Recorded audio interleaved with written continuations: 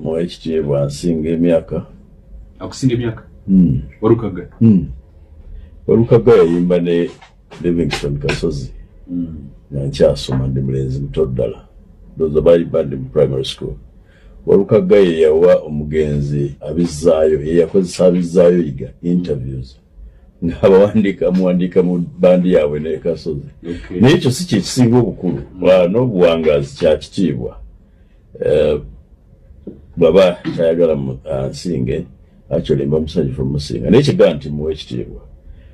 Yenyigira mu campaign ne bamuwa kaadi. First, I do not concede. Nti yampangu. Nti nagudde ebigezo.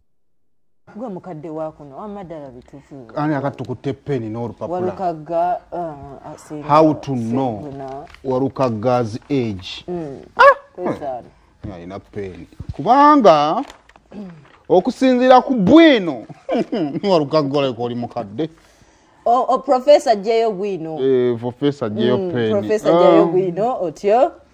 Okusinzira ku bwino owekitiibwa yatugambye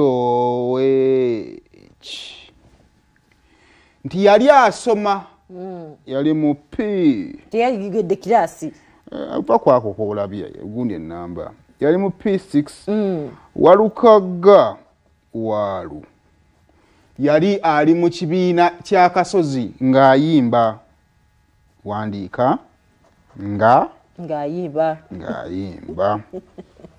omwana wa P6 aba mu myaka ng'emeka? Omwana wa P6 aba myaka 12, 13. Nedda nnyabo. Iye. Bane toleeta nsoma yammwe naawe. Tuli ku standard ya kusoma. Omwana wa P6 aba mu myaka 8. Yiyi. Myaka 8. Aba mu emeka? Nange. Myaka 8 aba P3 oba P2. Iya. Bane mwe muli bakusika busina kwa. Leta nkulage. Leta peni nze nkubalire. Omwana atandika okusoma nga myaka 3. Emyaka baby class. Waliwo class 3. Nekati zo class owekitiibwa tebasoma class 3 basoma class 2. Ate kati bano balwangawo ddala. P1 nga jja wa myaka 9 oba 8. Skati P6 omwadde emyaka emeka? P6 aba wakati w'emyaka 13 ne 12. Kale katumuwe emyaka 12. Omuntu watuukira okuba n'amaanyi mu kibiina Walukaga kali mu myaka 28. Namwede mingi batandika dde okuyimba. Anti nkugambye baatugambye ono yali mu P6 nga Walukaga muyimbi. Omwede mingi kala 25. Nedda bambi kala 22. Mama nga n'okusoma yasoma. Abjika yasoka kusoma n'amanyi. Ulirako Walukaga mukulu baatuwadde bwino. Kati emyaka 25. Kwa utola ka 12. Tolako 12. Obero inawo 13. 13. Owekitiibwa yatugambye yawezezza emyaka 50. Ekitegeeza Walukaga atambule wakati w'emyaka 13 oba ofuna emyaka 63. Kati ate wakati mu kubuusabuusa kitegeeza Walukaga oyo gwe mulaba ku screen ali wakati w'emyaka 63 kunsa.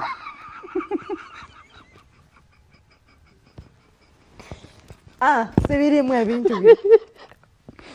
Wallahi sibirimu ebintu byo. Walukaga mulabe enkwata ye ebintu y'abasajja bakulu. Kale era omusajja omukulu butandikira ku myaka emeka? 35. Si kyekyo? Kakati munnange ejo mumuwadde mingi nnyo Waalu. Zino tuli ku statistics tubaze. Nazikirako Segono yatugambako nti ye mukulu wa Waalu.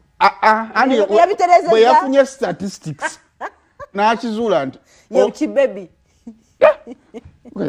Wakaganya emyaka 7.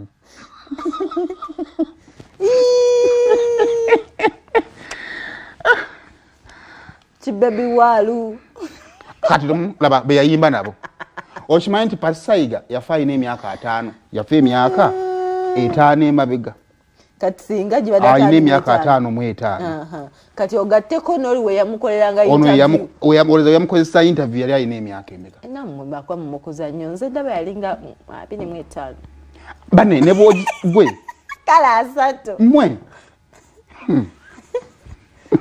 Walukaga mukuru bana. Sha, eje myaka gyonna gimuveewo. Lwako just ebitu byabikwata kintu kikulu sajja kikulu. Ku myaka 7 ogimanyi ng'oli mu banno okyagala. Kale yagala obuyinza ku myaka 7. Anti mugamba mwagala kyuka.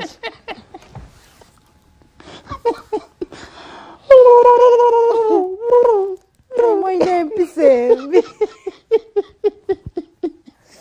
So mukifana ky'abalukaga. Nkitegedde. Very young and energetic. No, jimuveewa. Wamma bwatula bingo star 238 star 10# okusobola kubanga weefunira ku sente nina emitwalo 20 gye njagala okubanga ate nga bamuve ku bantu abakulu mu ggwanga muno 7